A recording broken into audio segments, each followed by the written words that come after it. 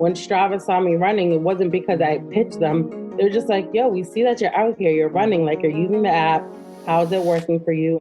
Welcome to the intersection of being and becoming, a Black Girl Digital podcast. On this podcast, we'll discover together the intimate journey of being an influencer while becoming your best self and building a successful brand. Here's your host, Latoya Shambo. I just heart you so much. Oh my gosh, our favorite influencer from Boston. How are you feeling today? I'm feeling great. It's beautiful out. It's that nice calm between the summer and the fall. So I'm here for that. I'm done sweating. I mean, when I was in Boston, the weather was really situational. I think it was hot and then it was rainy.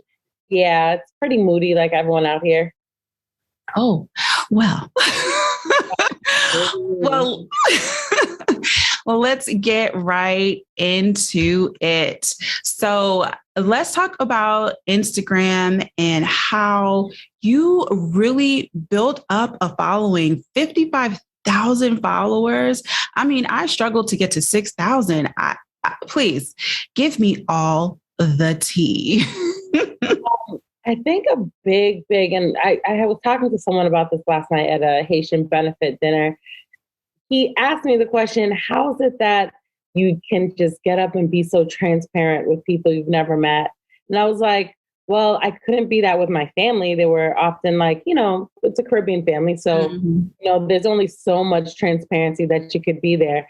However, I don't know why social media seemed like the appropriate place for me to do that. Completely bypass my family, who will eventually hear from their people at their church to hear that, did you know your daughter's saying X, Y, and Z? So I found it just so easy for me to open up to people because I realized other people were sharing their stories, whether they were talking about mental health awareness, whether they were talking about losing weight or just even trying to discover who they are through fashion and all this other stuff. I realized that it was a really good platform to do that. And I think just my transparency and just being a genuine person started to help bring more people my way. I never really started it off as you were about to be like this big marketing person. And I didn't even think about money. It truly was a diary. I was updating people on what I was eating. I was updating people on boyfriend issues, things of that nature. It was very much just conversations. And then as a plus size woman, I started to notice a lot more plus size people just showing how they were dressing. And while I didn't say, oh, well, you're the best dresser out there, you should do that too. I was just like, oh, this could be something fun because I didn't really have a personal style that I could attribute to myself.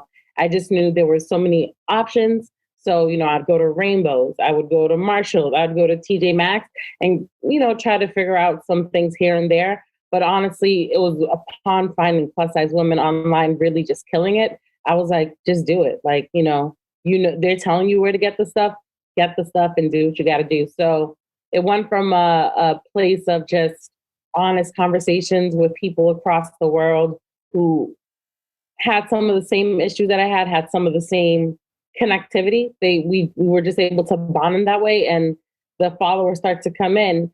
I think it started to skyrocket when I turned it into a business. When I started to say, all right, well, it looks like you have a lot of attraction here. There's a lot of people who are noticing you. So let's take better quality pictures. Let's incorporate some video. Let's put a little bit more strategy into this, but continuing to be the authentic person that you've been. So don't allow your voice to kind of be muddled in the deliverables, as I used to say. Right. So before we jump into the business and you really focusing and realizing that this is a business and you could survive on this, let's unpack a little bit more on the family side, right? So you mentioned that social media was a place for you to, be transparent and talk about all the things that you couldn't discuss with your family. But obviously, yes, they're going to discover what's happening and what's being said and how you're portraying yourself. Do you feel like when things started to evolve and grow and people started taking notice and word got back to your family, that they were still resistant or hesitant, or there was pushback, or was there questions like, what are you doing? Like, why are you doing this? And then how did you deal with with that going forward? It's funny because my family knew me to be a quiet girl. I was kind of just, I'd smile, laugh, hang out, but like I was quiet for most of the time. So when the questions this start to come in, like, oh, this is what you do online, or this is what you're talking about, I'm like, yeah, it is. And I started to build up like this defensive skin. It started to be like, oh my gosh, I didn't know Charlene talk, or let alone speak enough for herself. So when people would trigger me or touch specific buttons, specifically my family, because let's face it, your family knows how to do that more than anyone else. It would be an automatic listen, and this is how you're going to have to treat me from here, like whatever it is. So even if they're just like, I can't believe you did that. I'm not the shady person like, and I can't believe you're on your ninth husband. Like, I'm not that person. I won't do that. Trust me. But like, there will be a kind reminder that you're going to have to talk to me a certain way from here on out. I did not have that voice then. Mm-hmm. I was able to build a community, a tribe of people who helped me find that voice.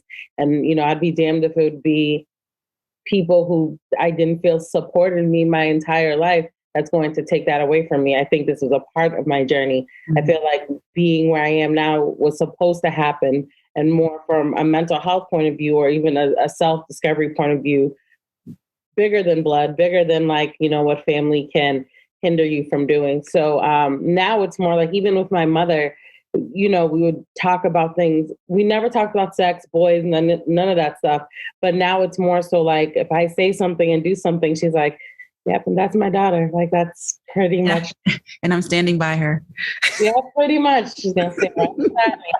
Because she understands, like, at least I'm in a place of peace and making better decisions. Mm-hmm. And at least she knows the decisions that I'm making, because I can be forthcoming about what's happening versus hiding and crying and she not knowing what was going on in life. Right. No, I completely understand. It's fine. I'm Jamaican. So the Caribbean household, I understand speaking when you're spoken to.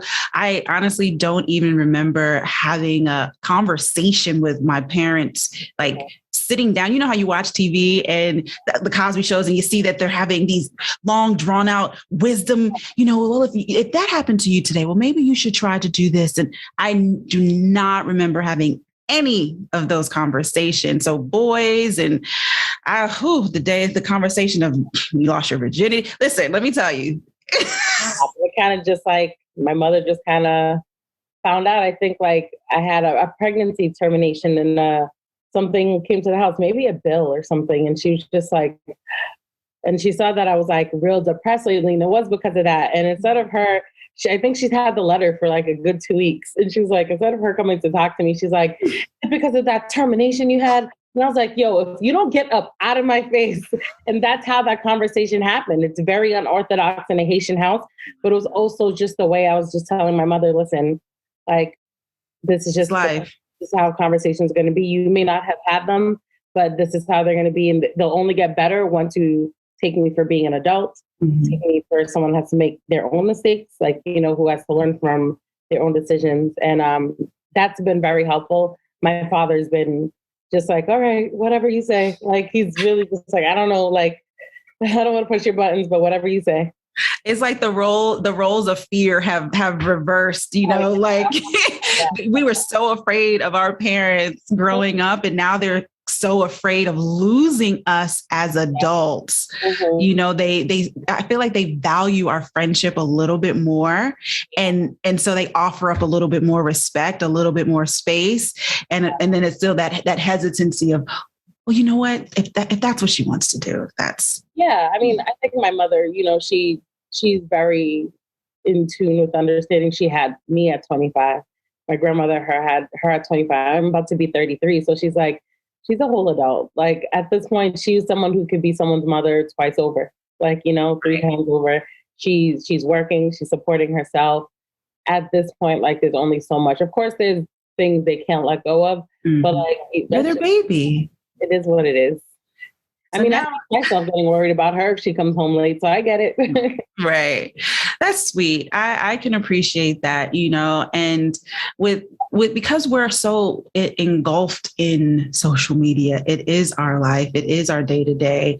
What are the boundaries that you do set, for yourself and, for your community, when you're thinking about what content is going to look like going forward, because there has to be, or is there even a level of something that, what, I'm keeping this to myself? For the most part, the things that I keep to myself are like relationships that I've had with people, mostly because I was in a relationship before with someone who else was an influencer, and he was someone who I publicized for a bit. And then another influencer kind of just slid in his DM, and then it became a whole mess. So I used to like lean on my influencer community. I would talk to Lisa, I talked to different people, and they said that's very common. And it sucks for the ones who are married because, they're married, they know their place, they know they even get a lot of money off of doing like family lifestyle type of deals. But like, there will be times where they will tag their significant other.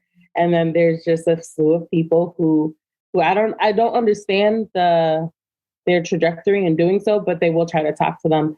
So while I don't see that as a big loss, like if he decided to engage with her, that was probably something that needed to happen so that I can leave. I also just feel like relationships are often judged harshly, and just like, I mean, you see how it is with actual celebrities, like people who have millions of followers.